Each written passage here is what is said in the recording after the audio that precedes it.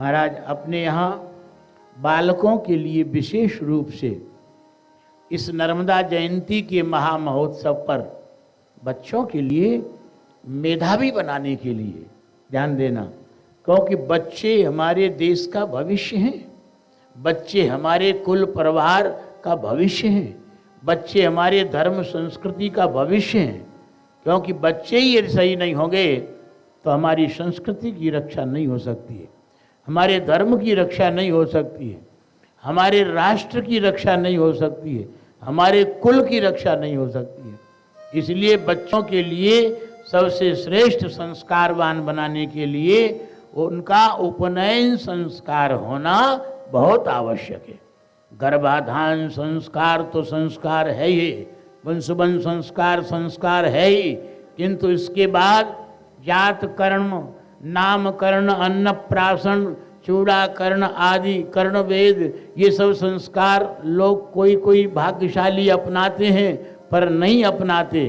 किंतु अगर ये संस्कार नहीं हुए, जात कर्म संस्कार नहीं हुआ, चूड़ाकरण संस्कार नहीं हुआ और कर्ण वेद संस्कार नहीं हुआ, नामकरण संस्कार तो बेबस में रखना ही पड़ता है। कोई नाम ही नहीं रखेंगे तो पुकारेंगे कैसे? वो नामकरण संस्कार की पद्धति से नामकरण नहीं रखते, वो तो फोनों पर ही गुरु बाबा से पूछ लेते, गुरु जी कौन सा नाम रखें। अरे भले आदमी, आप अपने घर में जन्मे हुए बालक का कोई भी संस्कार करो, उस संस्कार के लिए सबसे पहले अपने पूज्य पुरखों को बुलाओ, उनका आवाहन करो, उनकी अध्यक्षता में, उनके देख रेख में हम संस्कार करें। ये सारे संस्कार तो महत्व के हैं ही हैं, किंतु सबसे श्रेष्ठ महत्वपूर्ण यदि कोई संस्कार है तो वो है उपनयन संस्कार, वेदारंभ संस्कार। उपनयन संस्कार का मतलब ये होता है, जब तक उपनयन नहीं हुआ उसके पहले पहले, चाहे वो ब्राह्मण घर में जन्मा हो और चाहे वैश्य घर में जन्मा हो, चाहे क्षत्रिय घर में जन्मा हो, वो शूद्र है, शूद्र। उसके हाथ का पानी नहीं पीना चाहिए, क्योंकि शूद्रवत व्यवहार है जिसका, आचरण जिसकी शुद्ध नहीं है, वो क्या जल पिलाने लायक होगा। इसलिए जन्मना जायते शूद्र संस्कारात् द्विज उच्यते, जन्म से शूद्र होता है और संस्कार से द्विज कहलाता है। तो यहाँ पर अपने इस कार्यक्रम का सबसे बड़ा ये आधार स्तंभ है। बसंत पंचमी परसों के दिन आ रही है। हम बार बार लोगों से कहते हैं, जिनको शास्त्रीय पद्धति से उपनयन संस्कार कहीं संभव न हो सके कराना, तो यहाँ मंगलेश्वर तीर्थ में नर्मदा तट पर आ जाएं। यूट्यूब से लोग हमारी बात को सुन रहे हों, जिनको अपने बालकों को, चाहे वो ब्राह्मण हो, चाहे क्षत्रिय हो, चाहे वैश्य हो, तीनों को वेदों का अधिकार है। तीनों ही वर्ण के लोग यहाँ आवे। हमारे आचार्य यहाँ यज्ञशाला में हैं, पंडित द्वारिका प्रसाद शास्त्री, उनसे विधिवत सामग्री लिखवावें और अपने बालकों को लावें। 8 साल की उम्र के बालक ब्राह्मण का उपनयन संस्कार के योग्य हो जाता है। ध्यान देना, 9 साल का, 10 साल का बालक क्षत्रिय का, और ऐसे ही अधिकतम 12 वर्ष का बालक वैश्य का उपनयन की संस्कार के योग्य हो जाता है। अगर उम्र ज़्यादा बढ़ गई, उस बालक को ब्रात्य कहा जाता है, अर्थात प्रायश्चित करके फिर संस्कार कराने के योग्य बनता है। प्रायश्चित के बाद संस्कार होता है। कहने का मतलब, अपने अपने ब्राह्मण बालक ब्राह्मण लोग, क्षत्रिय लोग क्षत्रिय बालक, वैश्य भाई वैश्य बालकों को ला करके यहाँ पर विधिवत उपनयन संस्कार को करवा सकते हैं।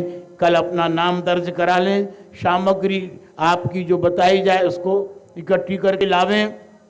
परसों के दिन प्रातः काल से उपनयन संस्कार का कार्यक्रम यहाँ पर यज्ञशाला में नर्मदा मैया के किनारे आरंभ हो जाएगा। आपके बालकों का जब उपनयन संस्कार होगा, जिन्हें उदाहरण करेंगे उनके अंदर द्विजत्व आ जाएगा, ब्रह्म वर्चस्व आ जाएगा। ध्यान देना, उनके गायत्री मंत्र का जब उपदेश होगा, संध्या करेंगे, गायत्री जपेंगे, जिन्हें उदाहरण करेंगे, तो उनके अंदर ब्राह्मणपना, क्षत्रियपना, वैश्यपना आ जाएगा। वो भगवान के पूजा के योग्य होंगे। यज्ञशाला में, रसोई घर में अथवा साधु महात्मा की सेवा करने के अधिकारी बनेंगे। इसलिए उन बालकों को उपनयन संस्कार की यहाँ सुविधाएं प्रदान की गई है गुरुजी महाराज की कृपा से। इसका आप लोगों को विधिवत लाभ ले लेना चाहिए। और उसी दिन सरस्वती मैया का जन्म हुआ है। ध्यान देना, जिस बालक की बुद्धि मंद है, जो अब बुद्धिमंद वाला बालक शास्त्र का ज्ञान नहीं हासिल कर सकता है, वेदों का स्वाध्याय नहीं कर सकता है, तो बुद्धि को मेधावी और प्रखर बनाने के लिए यहाँ ऐसी व्यवस्था दी गई है। उसी बसंत पंचमी के दिन सरस्वती मैया का प्रादुर्भाव हुआ है, उनका जन्म होता है।